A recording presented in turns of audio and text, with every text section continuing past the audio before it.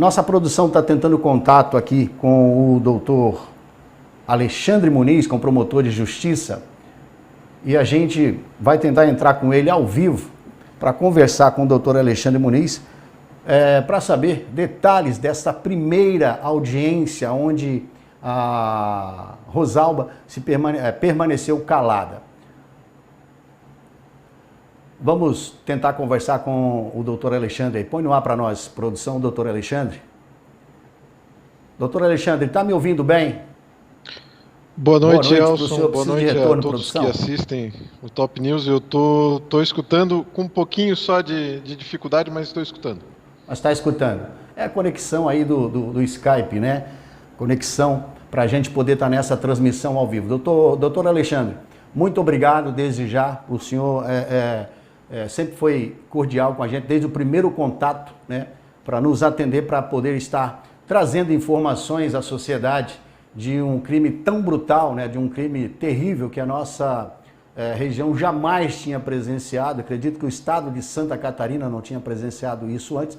Até depois quero perguntar isso para o senhor, se o senhor já tinha presenciado algo parecido, algo dessa magnitude, né? E a gente, primeiramente, então, a gente agradece ao senhor e quero lhe dar as boas-vindas aqui na TVT, na TV Web do portal Top Elegância aqui em Tijucas, né? O doutor Alexandre está falando com a gente diretamente de Palhoça, não é isso, doutor Alexandre? Perfeito, Elson.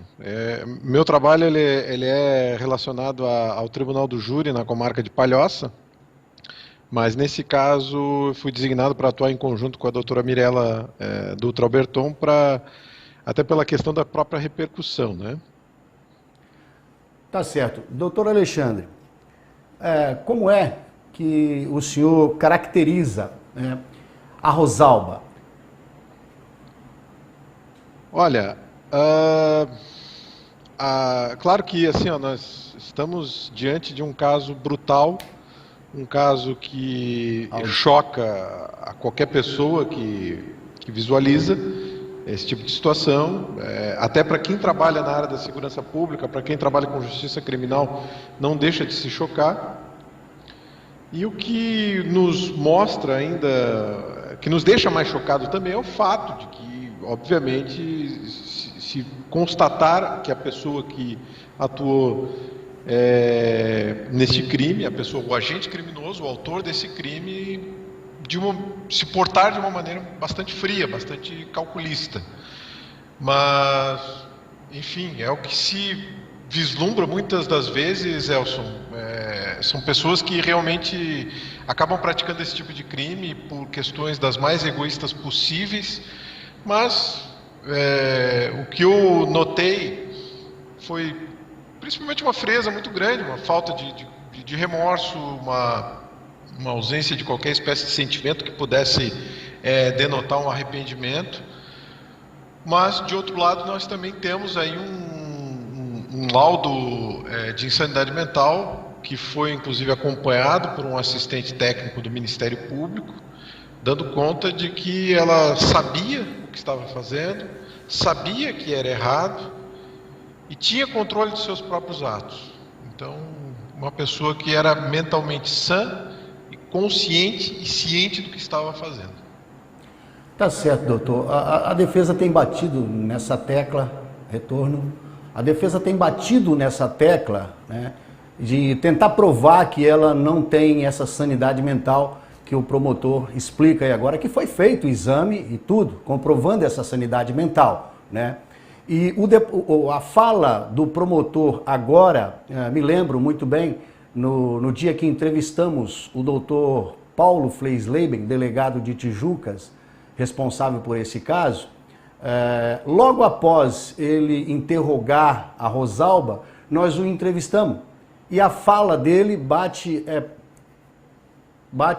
perfeitamente com a fala do senhor quando fala da frieza, né, da forma torpe que cometeu o crime e que relatou tudo de forma muito fria, de forma muito tranquila, diante do primeiro depoimento na delegacia, né?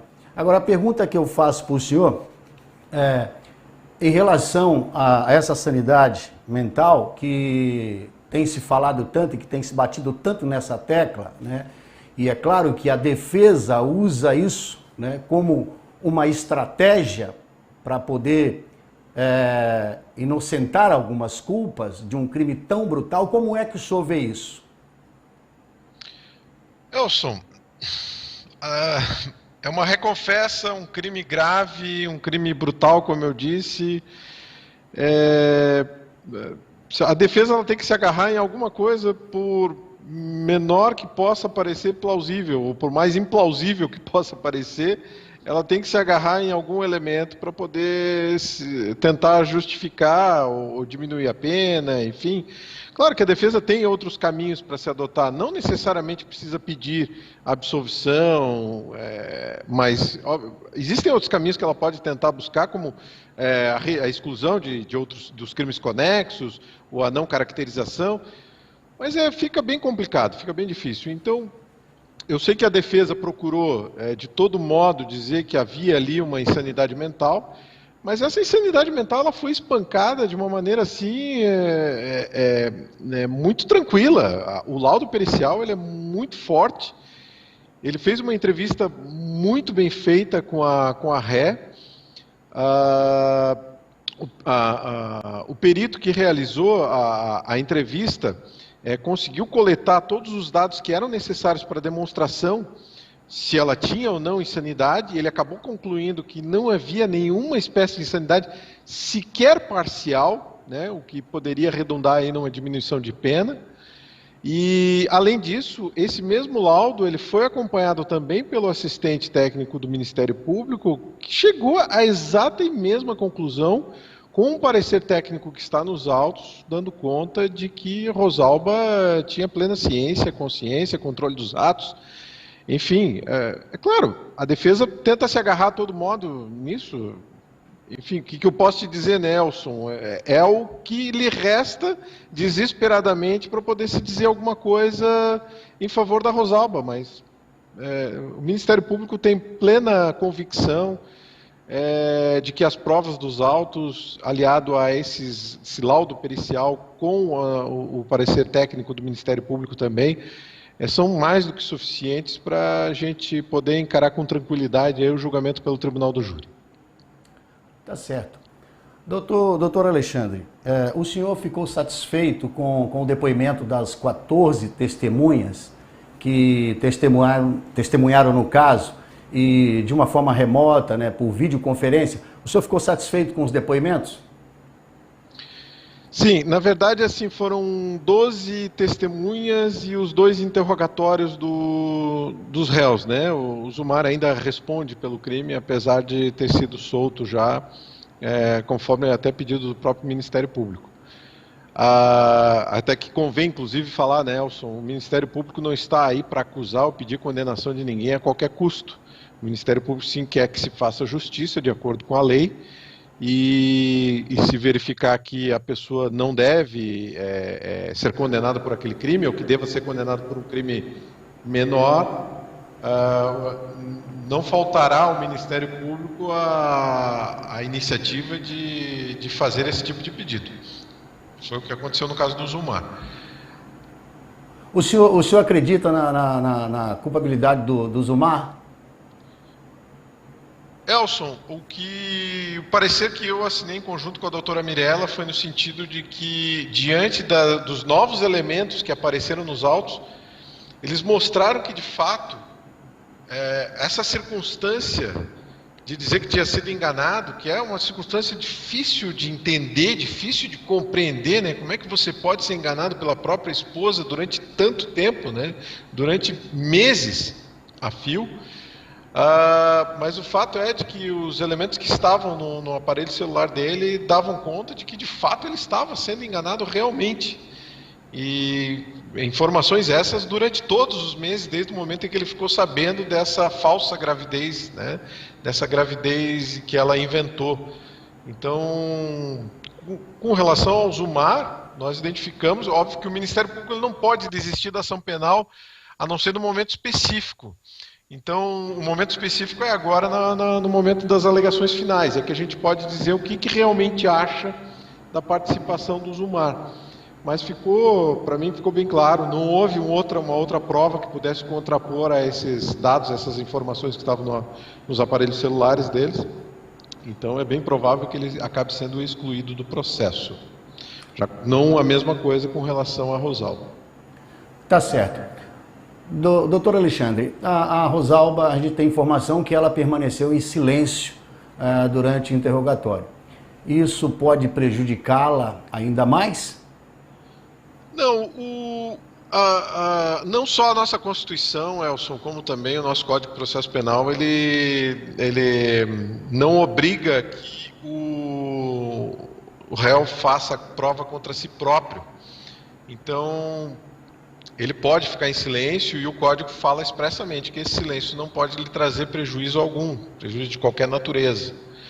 Então, é a oportunidade que ela tinha para dar a versão dos fatos dela, para convencer não só o juiz, como também os jurados, até porque era um momento que poderia se trazer alguma informação, mas é da escolha dela e da sua defesa usar ou não.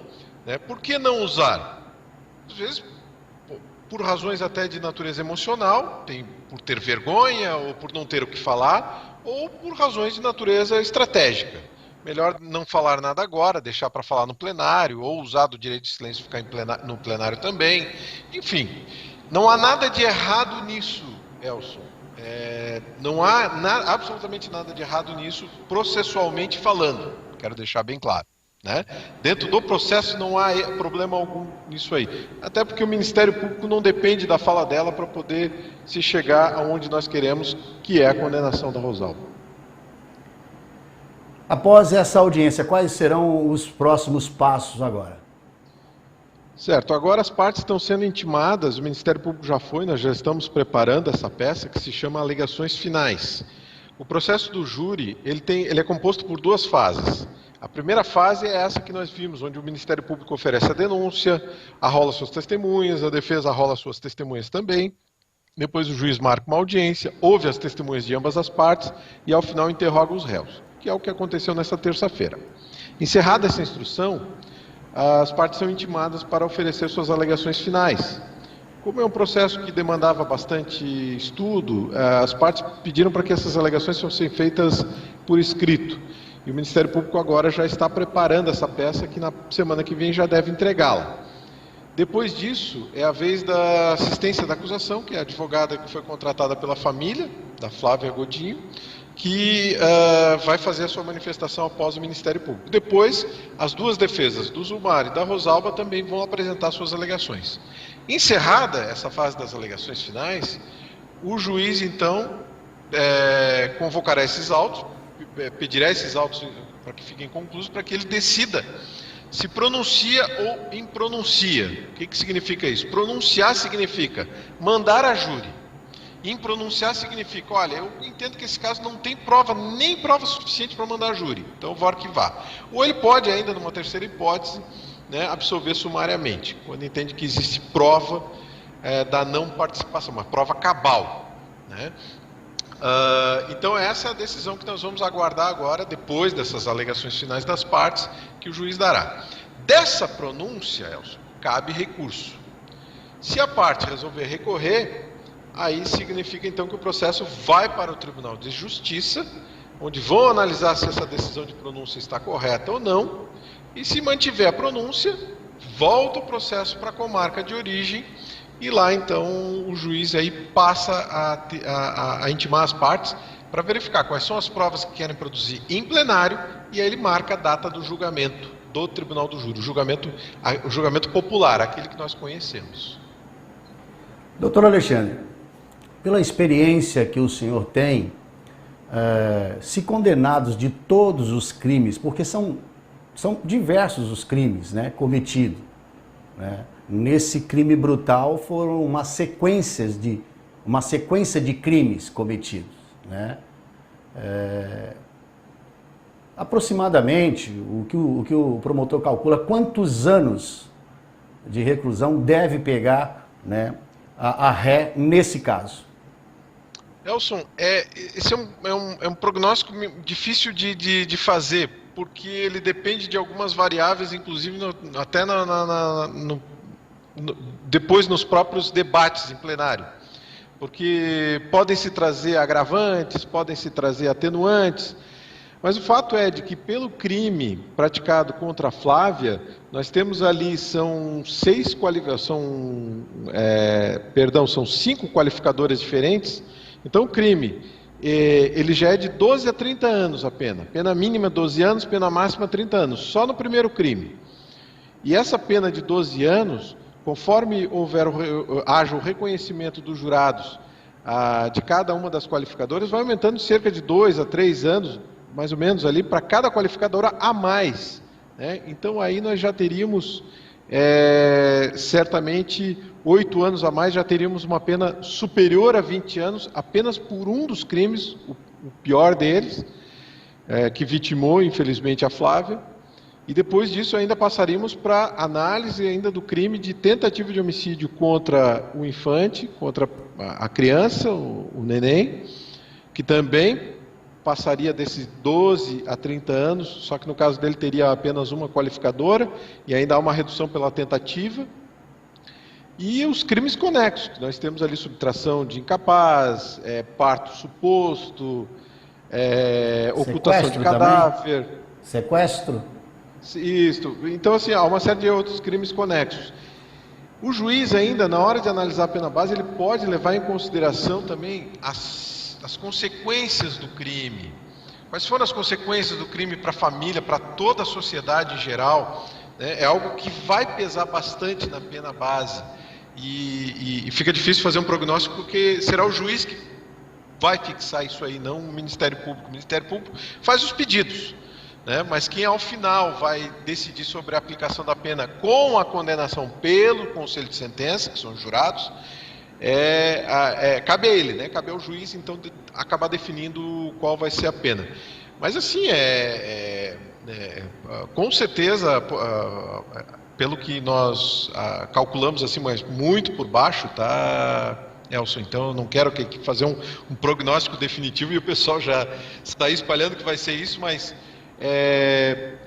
nós temos uma ideia de que é possível que se ultrapasse os 30 anos de pena, no mínimo, mas assim, no mínimo, e como eu disse, isso é um prognóstico superficial que eu faço. Mínimo do mínimo, não cheguei né? a calcular, exatamente. Mínimo do mínimo, né? Um crime tão bárbaro como esse, né?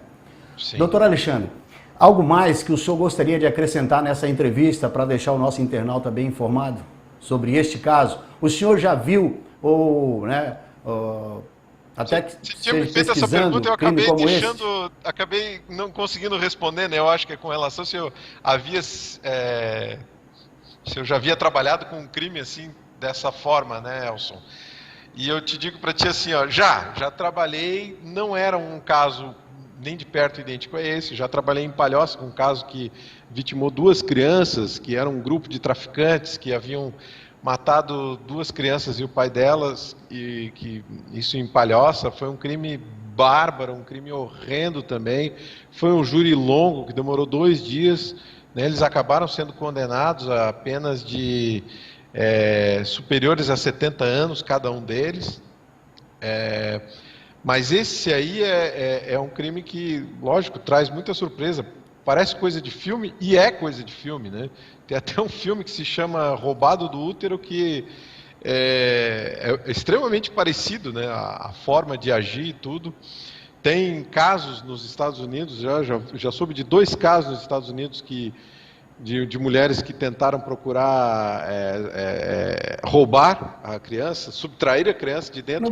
No Brasil tem casos em Minas Gerais, tem casos em São Paulo. Eu pesquisei, né? Desde o primeiro dia desse caso eu pesquisei. No Brasil tem aí uma meia dúzia de casos muito parecidos, de abrir a barriga da mãe também para retirar a criança, matar a mãe, né? Casos bem parecidos. No Brasil também tem, né? Exatamente. Mas aqui realmente eu vou completar 20 anos de Ministério Público, Elson, e esse eu tenho certeza que é um caso absolutamente marcante. Toda vez que eu falo nesse caso eu fico muito mal. Toda vez que eu falo nesse caso eu fico muito mal. Pois não, desculpa? Complicado. Doutor Alexandre, muito obrigado. pela disponibilidade do senhor. Portal Top Elegância sempre de portas abertas, estamos hoje. O que o senhor precisar aí do nosso portal, né? Vamos estar sempre em contato aí para estar conversando com o senhor de vez em quando sobre este caso, alguma novidade, uma outra audiência, tá? Muito obrigado mesmo. Fique com Deus. Até uma outra oportunidade, ok? Elson, eu que lhe agradeço a oportunidade aí para poder prestar contas à sociedade. O Ministério Público, como o nome já diz, é público. Nós trabalhamos para a sociedade, trabalhamos para vocês.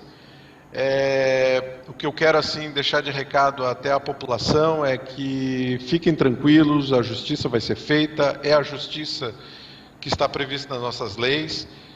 Se as pessoas não estão felizes ainda assim com o que vai ser aplicado de acordo com as nossas leis, eu sugiro até que consultem seus deputados, seus parlamentares, aqueles que vocês votam, para que revejam melhor o nosso processo penal, o nosso direito penal, mas certamente o Ministério Público, dentro daquilo que ele está limitado no Código Penal e no Código de Processo Penal, nós vamos trabalhar sim para que ele seja aplicado com o maior rigor possível, e o que a gente pede é que as pessoas fiquem tranquilas, porque certamente a justiça será feita.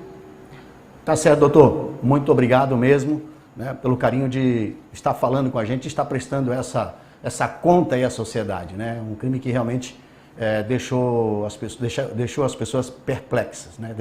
Deixou mesmo né? Toda vez que a gente vai falar nesse crime, a gente fica apreensivo, fica triste, muito triste. Um crime que trouxe muita repercussão, mas muita repercussão mesmo. Nós temos vídeo no site com quase 1 milhão de visualizações, vídeo que viralizou para fora do país, né? Com a entrevista com o Dr. Paulo Freire Lember, o delegado. Então, realmente, um crime de muita repercussão. Grande abraço, nós voltamos em uma outra oportunidade. Muito obrigado. Obrigado, boa noite.